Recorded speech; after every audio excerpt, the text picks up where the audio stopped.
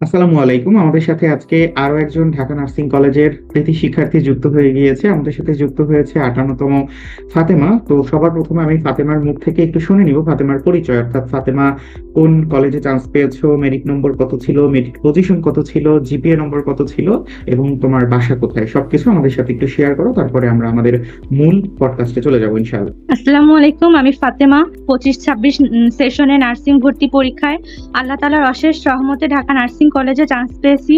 আমার merit position হচ্ছে 58, আমার মার্কস হচ্ছে 135.6, জিপিএ ছিল 49.2। আচ্ছা, তোমার বাসা কোথায়? আমার বাসা খুলনা। খুলনাতে। আচ্ছা, ঠিক আছে। তো সবার প্রথম যে প্রশ্নটা আমরা সাধারণত কমনলি করে থাকি সেটা হচ্ছে তোমার এই নার্সিং জার্নি বা হচ্ছে এই নার্সিং অ্যাডমিশন জার্নির শুরু কিভাবে হয়েছিল, তারপরে তোমার সিদ্ধান্ত কিভাবে তুমি নিয়েছিলে, এবং তোমার এই নার্সিং জার্নিতে আসলে ইন টোটাল তোমার কেমন লেগেছে, কতটা কষ্ট হয়েছে, কতটা সহজ লেগেছে, সবকিছু আমাদের সাথে একটু শেয়ার করবে। ইন শর্ট আমরা জিজ্ঞেস করতে চাচ্ছি তোমার নার্সিং অ্যাডমিশন জার্নিটা কেমন ছিল শুরু থেকে। আমি হচ্ছে ফার্স্ট টাইমার মেডিকেল ফর্ম তুলছিলাম। তো আমার হচ্ছে মেডিকেলে যখন আসছিল না, পরীক্ষা হয়েছিল হচ্ছে 12 ডিসেম্বর, আর রেজাল্ট দিছিল হচ্ছে 15 তারিখে। তো আমার এই নার্সিং সম্পর্কে আমার কোনো ধারণা ছিল না। আমার একটা আন্টি, উনি হচ্ছে রেজিস্টার্ড নার্স এখন। তো উনি হচ্ছে আমাকে বলছিল যে নার্সিং এক্সাম দেওয়ার জন্য। তো আমি তারপরেই হচ্ছে এই সম্পর্কে জানতে পারি যে নার্সিং এ হচ্ছে এরকম এক্সাম দেওয়া যায়। এর আগে এই সম্পর্কে আমার কোনোই ধারণা ছিল না, যেটা সত্যি কথা। আর এই বি ব্রেনের সম্পর্কে আমি জানতাম না। আমার আম্মুই আমাকে হচ্ছে একদিন, আম্মু হচ্ছে ইউটিউবে ক্লাস দেখছিল, সেখান থেকে আমাকে দিছিল। তো তারপর আমি বি ব্রেনের সাথেই হচ্ছে নার্সিং প্রিপারেশনের জার্নিটা শুরু করেছিলাম। ঠিক আছে, আমি আসলে তোমার কথার মাঝে এই কথাটা শুনে আসলে খুব ভালো লাগলো। সেটা হচ্ছে আন্টি নিজে তোমাকে আমাদের ইউটিউব দেখে তোমাকে আমাদের বিব্রেনের সাথে যুক্ত হওয়ার জন্য স্বাগতম জানিয়েছে বা হচ্ছে যুক্ত করেছে। এটা আসলে আমাদের জন্য অনেক বড় একটা প্রাপ্তি যে আমাদের শিক্ষার্থীদের অভিভাবকরা আমাদেরকে ভরসা করছে, এবং শিক্ষার্থীদের খুঁজে নিতে হচ্ছে না, তাদের অভিভাবকরাই তাদের খুঁজে দিচ্ছে। আচ্ছা, এবারে যদি আমি একটু তোমাকে জিজ্ঞেস করি যে এই সম্পূর্ণ জার্নিতে তোমার আসলে কোন বিষয়টা, অর্থাৎ আমাদের তো এখানে ফিজিক্স, কেমিস্ট্রি, বায়োলজি, ম্যাথ, ইংরেজি, বাংলা, জিকে অনেকগুলো টপিক তোমাকে পড়তে হয়েছে। তো এই টপিকগুলোর মধ্যে তোমাকে সব থেকে কঠিন কোনটা লেগেছে এবং সব থেকে সহজ কোন বিষয়টা তোমার কাছে লেগেছে, যে নার্সিং জার্নিতে এই বিষয়ের উপরে ফোকাস রাখলে, মানে ফোকাস করে তুমি হচ্ছে এগিয়েছো, এরকম প্রশ্নটা আর কি। তো তুমি একটু এটার উত্তর করবে। আমার কাছে হচ্ছে জিকেটা নিয়ে আমি একটুখানি ঝামেলায় পড়ছিলাম। জিকে নিয়ে আমার ভয় হতো যে আমি জিকেতে কি করব। আর হচ্ছে ম্যাথ অনেক ইজি লাগছে আমার, ম্যাথ সব কয়টাই হয়েছে আলহামদুলিল্লাহ। তো ম্যাথটা অনেক ইজি ছিল। জিকে নিয়ে আমি খুবই ভয় পেতাম যে কি হবে, কিন্তু আমার জিকে ভালোই হয়েছিল। আমার হচ্ছে এক্সামে বেশি ভুল গেছিল ইংলিশেই। ঠিক আছে, তো আমরা যেটা বুঝতে পারলাম যে আমাদের শিক্ষার্থীদের আসলে এতগুলো বিষয় হওয়ার পরেও খুব একটা বেশি সমস্যা হয় না, কারণ হচ্ছে এখানে নম্বর ডিস্ট্রিবিউশনটা বেশ ভালো, এবং হচ্ছে আমরা দেখতে পাই যে বেশিরভাগ শিক্ষার্থীর, আমি এখন পর্যন্ত যত জন শিক্ষার্থীকে জিজ্ঞেস করলাম তাদের অধিকাংশরই হচ্ছে একটা কমন উত্তর ছিল যে জিকেটা একটু বেশি লাগতো, কারণ হচ্ছে জিকের কিন্তু নির্দিষ্ট কোনো সিলেবাস নেই। আবার ম্যাথটা একটু সহজ লাগতো, কারণ হচ্ছে ম্যাথটা আমাদের 9-10-এর একটা ধারণা থেকেই হচ্ছে আমরা উত্তর করতে পারি, কিন্তু সেখানে বেশ কিছু ট্রিক্স অ্যাপ্লাই করতে হয়, কারণ এখানে সময় বাঁচানো অনেক মুখ্য বিষয়। আচ্ছা, এবার যদি আমাকে একটু বলতা যে ইন টোটাল তোমার আসলে বিব্রেইনারের সাথে নার্সিং জার্নি যেখানে ছিল, এই বিব্রেইনারের কোন ফিচারটা তোমার সব থেকে বেশি পছন্দনীয় ছিল? আমার কাছে হচ্ছে মেন্টর ভাইয়া পুরা, প্লাস হচ্ছে যে তামিম স্যার যে সেশন গুলা নিত, গাইডলাইন সেশন। আমার এখনো মনে পড়ে যে আমি যখন হচ্ছে ফার্স্ট সেশনে তামিম স্যারের অ্যাড হয়েছিলাম, তখন স্যার বলছিল যে এরকম যদি সব কথা মেনে চলা হয় তাহলে চান্স পাবো। তো আমি কখনোই ভাবিনি যে আমি ঢাকা নার্সিং কলেজে চান্স পাবো। আমি পরীক্ষা দিয়েও ভাবছিলাম যে ঢাকারই কোন একটা নার্সিং কলেজে হবে, কিন্তু প্রথম 100 জনের মধ্যেই যে আমি থাকতে পারবো এটা আমি কখনোই ভাবিনি। তো এই ক্ষেত্রে স্যারের সেশন গুলা, তারপরে হচ্ছে ভাইয়াদের গাইডলাইন প্লাস ক্লাস গুলো অনেক ভালো ছিল, যেগুলো আমাকে হেল্প করছে। আরেকটা জিনিস হচ্ছে ওই যে ডাউট সলভিং। যখন তখন হচ্ছে মানে রাতে বিরাতে একটা দুটা, মানে যখন ইচ্ছে হতো ডাউট সলভিং এর কোশ্চেন গুলো দেওয়া যেত। এটা খুবই ভালো লাগে। যেটা আমি তোমাকে এখন জিজ্ঞেস করতে চাচ্ছি সেটা হচ্ছে বিব্রেইনার সম্পর্কিতই, যে আমাদের এক্সাম সিস্টেমটা তোমার কাছে আসলে কেমন মনে হতো, যে একজন শিক্ষার্থীর ভালো নার্সিং প্রতিষ্ঠানে ভর্তি হওয়ার জন্য বা চান্স পাওয়ার জন্য আসলে তাকে প্র্যাকটিস বা হচ্ছে এক্সাম দেওয়াটা কত গুরুত্বপূর্ণ, এবং একটা প্রতিষ্ঠানে যখন তুমি ভর্তি হচ্ছ, অর্থাৎ কোনো একটা নার্সিং ভর্তি প্রস্তুতির জন্য ভর্তি হচ্ছ, তখন আসলে এক্সাম জিনিসটা কতটা ফোকাসে থাকা উচিত, এবং সেটা তুমি বিব্রেনার থেকে পর্যাপ্ত পরিমাণে পেয়েছো কিনা? প্র্যাকটিস হচ্ছে অনেক ইম্পর্টেন্ট। আমি অনেক কোশ্চেন সলভ করছি। ব্রিব্রেনার থেকে আমাদেরকে কোশ্চেন ব্যাংক দিছিল, তো ওটার পুরো কোশ্চেন ব্যাংকটা আমি সলভ করছিলাম। আর হচ্ছে আমাদের অনেক কোশ্চেন প্র্যাকটিস করা হতো, আর প্রতিনিয়ত যে এক্সাম গুলো হতো ওই এক্সাম গুলো আসলে অনেক হেল্পফুল ছিল।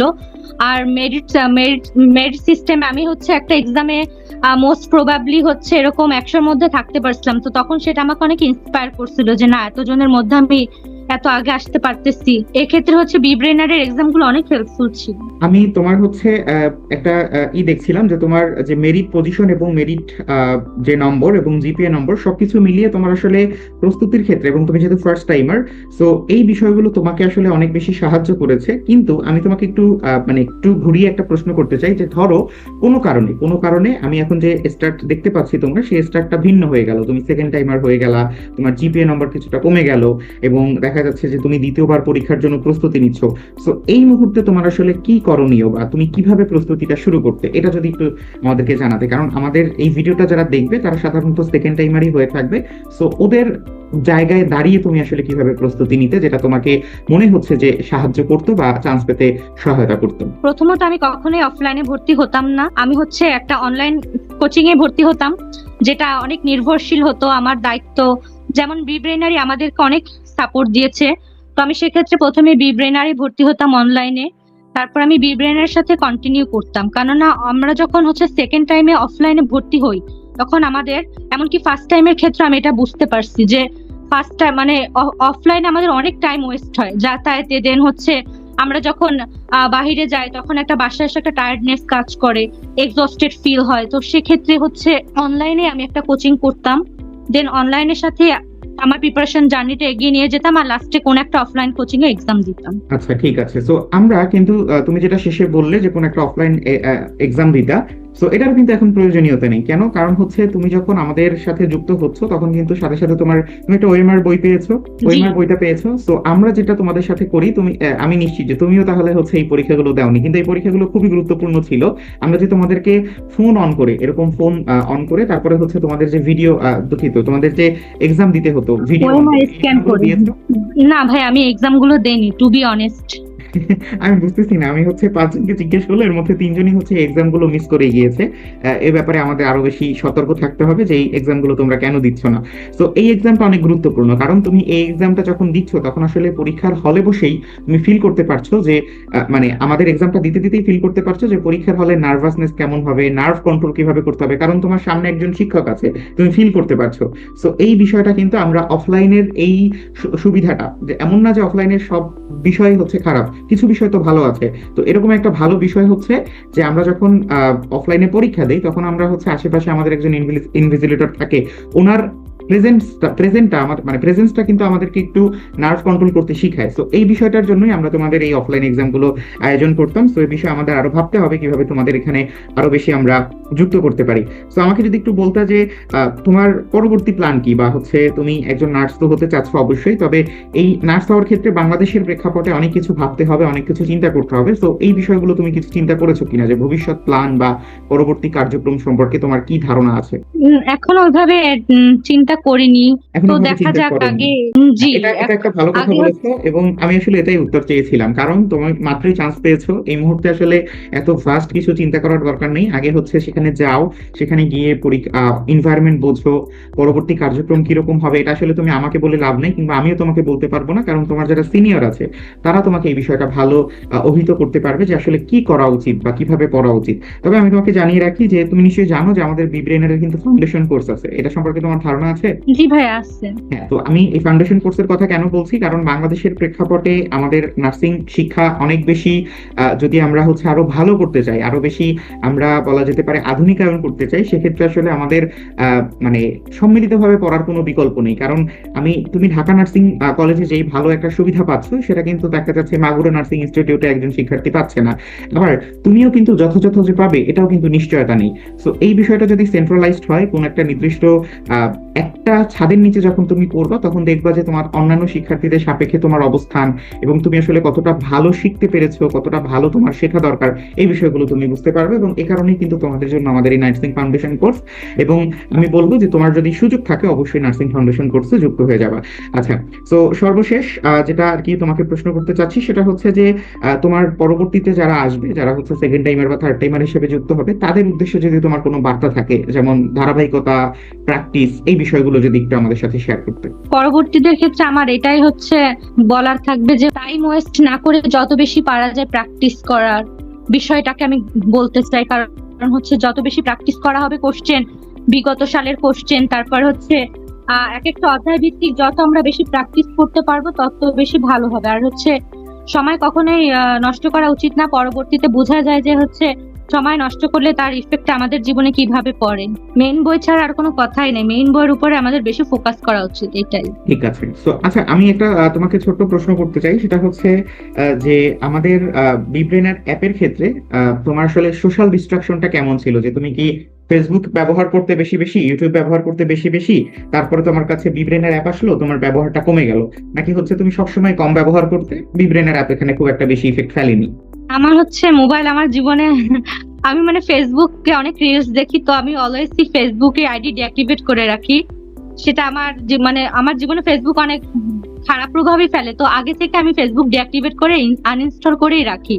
তো সেক্ষেত্রে আলাদাভাবে কোনো প্রভাব নেই। আর আমি হচ্ছে মানে পড়াশোনার ক্ষেত্রে মোবাইলটা বেশি ইউজ করতে পছন্দ করি না, কেননা মানে আমরা সবাই জানি যে আমাদের জীবনে কোনটা হচ্ছে অবস্টেকেল, মানে বাধা আমাদের জীবনে। আমরা যদি সেটা দূর করতে পারি তো আমরা কিন্তু আমাদের মানে গোলের দিকে এগিয়ে যেতে সক্ষম হব। তো আমি জানি যে আমার বাধা হচ্ছে মোবাইল, তো আমি মোবাইলের এগুলো থেকে দূরে থাকতেই পছন্দ করতাম বেশি। তোমার এটা আমার জন্য একটা বড় শিক্ষা হয়ে থাকলো যে মোবাইলটাকে আমাদের কম ইউজ করতে হবে। তবে তোমার কাছে কি মনে হয় যে ধরো আমি আমি খুব রিলস দেখি বা আমি খুব ফেসবুক ইউজ করি অথবা হচ্ছে খুব ইউটিউব ইউজ করি, সো আমার কাছে একটা বিব্রেনের অ্যাপ আছে যেখানে আসলে আমার কোনো প্রয়োজনই নেই ফেসবুকে যাওয়ার জন্য বা ইউটিউবে গিয়ে আমার রেকর্ডেড ক্লাস দেখার জন্য। আমি জাস্ট বিব্রেনের অ্যাপে ঢুকছি, ক্লিক করছি, আমার ভিডিওটা আমার সামনে মানে চলছে, আমি আমার নোট করে আবার হচ্ছে অ্যাপটা বন্ধ করে দিয়ে বের হয়ে যাচ্ছি। সো এটা কি আমাকে সাহায্য করবে কিনা ফেসবুক বা ইউটিউবের ডিস্ট্রাকশন থেকে বের হয়ে আসতে? হ্যাঁ, অবশ্যই উপকৃত হওয়া যায় এখান থেকে। আর হচ্ছে আমি ইউটিউবে একটা ফিচার আছে, ওইটা অন করে রাখলে আর ইউটিউবের ভিডিও গুলো আসে না ইউজুয়ালি। তো আমার যখন যে ভিডিওটা দরকার ওটা সার্চ করে দেখলে ওই ডিস্ট্রাকশনটা থেকে মুক্তি পাওয়া যায়। প্লাস হচ্ছে বিব্রেনের এক্ষেত্রে অনেকটা হেল্পফুল, যে হচ্ছে এআই সিস্টেম, মানে যখন যেটা প্রয়োজন হয় ওটা জিজ্ঞেস করা যায়। আচ্ছা, তার মানে হচ্ছে আমরা মোটামুটি সবকিছু যেহেতু একটা অ্যাপের আন্ডারে পাচ্ছি, আমাদের আসলে এর বাইরে যাওয়ার খুব একটা বেশি প্রয়োজন হয় না এবং আমরা এখান থেকে যথাযথ উপকৃত হতে পারি। যাই হোক, আমি আসলে আমাদের অধিকাংশ শিক্ষার্থীদের কথাই তোমার মাধ্যমে আরো একবার জেনে নিলাম বা তোমার অভিজ্ঞতা শুনে নিলাম।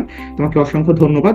তোমার হাতে হয়তো আর খুব অল্প সময় আছে নতুন একটা জীবনের পা দেওয়ার জন্য, অর্থাৎ ঢাকা নার্সিং কলেজে যাওয়ার জন্য বা হচ্ছে সেখানে গিয়ে নিজের নতুন একটা আইডেন্টিটি যেটা তুমি ইতিমধ্যে তৈরি করে ফেলেছো সেটা নিয়ে আরো একবার সামনে এগিয়ে যাওয়ার। তো তোমার জন্য অনেক অনেক শুভকামনা রইলো এবং অনেক অনেক অভিনন্দন জানবে আরো একবার একটা অন্যতম স্থান অধিকার করার জন্য। এবং একই সাথে আমাদের পক্ষ থেকে আন্টিকে অনেক অনেক সালাম জানাবে এবং জানাবে যে আমরা তাকে অনেক অনেক শ্রদ্ধা জানিয়েছি, কারণ তার একজন সন্তানকে তিনি নার্স হিসেবে তৈরি করার জন্য সিদ্ধান্ত নিয়েছেন এবং একই সাথে আমাদের সাথে যুক্ত হওয়ার জন্য তার যেই ভরসা সেটা আমরা অর্জন করতে পেরেছি। এই দুইটা কারণে তাকে অবশ্যই আমাদের পক্ষ থেকে একটা সালাম জানাবে এবং আমাদের জন্য দোয়া করতে বলবে। ঠিক আছে ফাতেমা? ধন্যবাদ ভাইয়া। তোমার জন্য অনেক অনেক দোয়া রইলো, শুভকামনা রইলো। আজকের মতো এখানেই, আবার কখনো দেখা হবে ইনশাল্লাহ। ততক্ষণ পর্যন্ত ভালো থাকো এবং সুস্থ থাকো। ঠিক আছে? জি ভাইয়া, আসসালামু আলাইকুম। ওয়ালাইকুম আসসালাম।